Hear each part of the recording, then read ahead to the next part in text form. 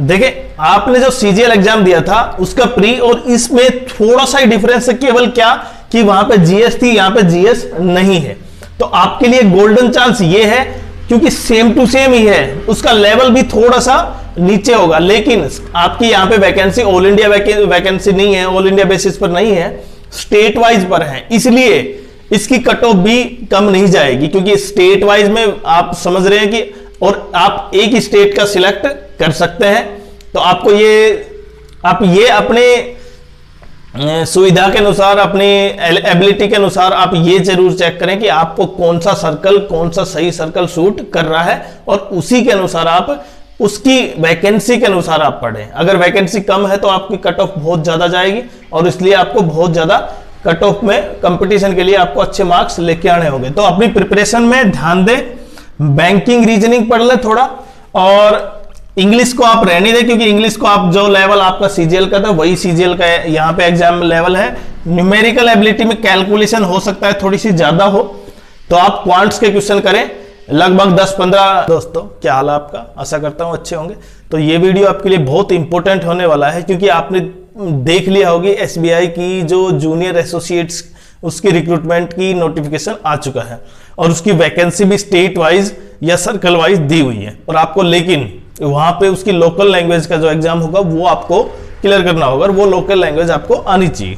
लेकिन अब जिनका पेपर सीजीएल में आप रह गए क्योंकि 153 गई थी उसकी कट ऑफ, उसके बारे में डिस्कस नहीं कर रहे हम, लेकिन आपके लिए क्या है, ये डबल क्या है, प्रॉफिट है। आप यहां पे एग्जाम इसका, पहले इसका एग्जाम की बात कर लेते हैं। फरवरी 2025 में है, तो फरवरी में जब इसका एग्जाम है और जिनका एग्जाम मेंस जनवरी में है वो, और जिनका एक सीजीएल प्री क्वालिफाइड नहीं हुआ वो भी, और खासकर आप लगातार अगर 3-4 महीने देखेंगे तो 3-4 महीने लगातार एग्जाम, क्योंकि उसके बाद सीजीएल प्री का 2025 का एग्जाम आ जाएगा और सीपीओ का भी एग्जाम है। तो आपके लिए लगातार, अगर आप बीच में एग्जाम के दौरान या मान लो आपने एक एग्जाम दिया आप बीच में छोड़ देते हैं तो वो सबसे नेगेटिव पॉइंट हो जाएगा आपकी प्रिपरेशन के लिए। तो सबसे पहले आप लगातार पढ़ते रहें और अपने आप पर विश्वास रखें।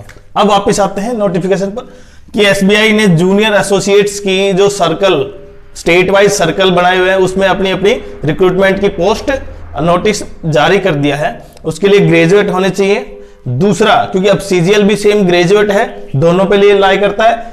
अब क्योंकि मेन पॉइंट इसका एग्जाम है, इसकी डेट दे रखी है, लेकिन कब से कब तक फॉर्म निकलेंगे, इसकी फीस कब तक सबमिट हो सकती है, फॉर्म निकल चुके हैं, फीस की सबमिशन की डेट भी दी हुई है। लेकिन सबसे इंपॉर्टेंट चीज क्या है, हम वो ये देखते हैं कि प्री में देखें यहाँ पे इंग्लिश 30 क्वेश्चन है, 30 मार्क्स हैं, 20 मिनट, लेकिन अब यहाँ पे सेपरेट मार्क्स टाइम दिया हुआ है। तो सेपरेट का मतलब आपको इंग्लिश स्टार्ट कर दी तो आपको 20 मिनट बाद इंग्लिश आपकी कंप्लीट हो जाएगी।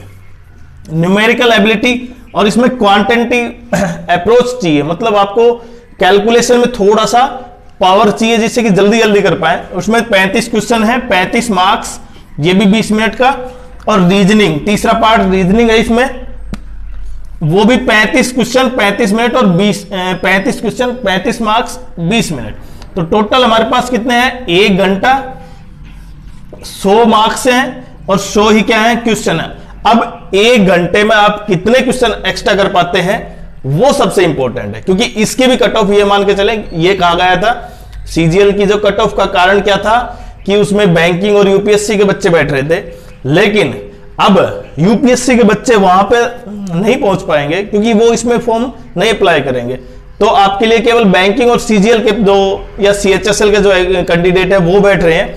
तो सीजीएल वालों के सबसे गोल्डन चांस है, क्यों, क्योंकि जो जो चीज इसमें आपने पढ़ी है उससे थोड़ा सा डिफरेंट क्या है, बस केवल न्यूमेरिकल एबिलिटी, उसमें थोड़ा सा क्वांट्स के क्वेश्चन है, आप वो प्रिपरेशन करें। आपका प्री इतनी ज्यादा आपको मेहनत करने की जरूरत नहीं है। लेकिन मेंस में केवल एक जीएस जीके है, जो फाइनेंशियल जीके है, वो पार्ट एक एक्स्ट्रा है मेंस में। लेकिन मेंस की बात तो तब है, पहले आप प्री क्वालिफाई करें, क्योंकि उसके बाद जब फरवरी 2025 में एग्जाम है इसका प्री का, उसी के बाद लगभग आसपास सीपीओ और सीजीएल के पेपर का नोटिफिकेशन आ जाएगा। और आपके लिए मई जून के आसपास उसका प्री दे रखा है 2025 का, तो आप लगातार पढ़ते रहें। अच्छा, इसकी जो एज है वो 20 से 28 के बीच है। बाकी आपको पता है ओबीसी, एससी, एसटी और एक्स सर्विसमैन के लिए क्या क्या रिजर्वेशन है, और इसकी ग्रेजुएशन की कब से काउंट होगी, 31/12/2024 से पहले वो ग्रेजुएट हो। अगर उसके बाद होता है तो इसका मतलब फिर आप उसके लिए एलिजिबल नहीं है।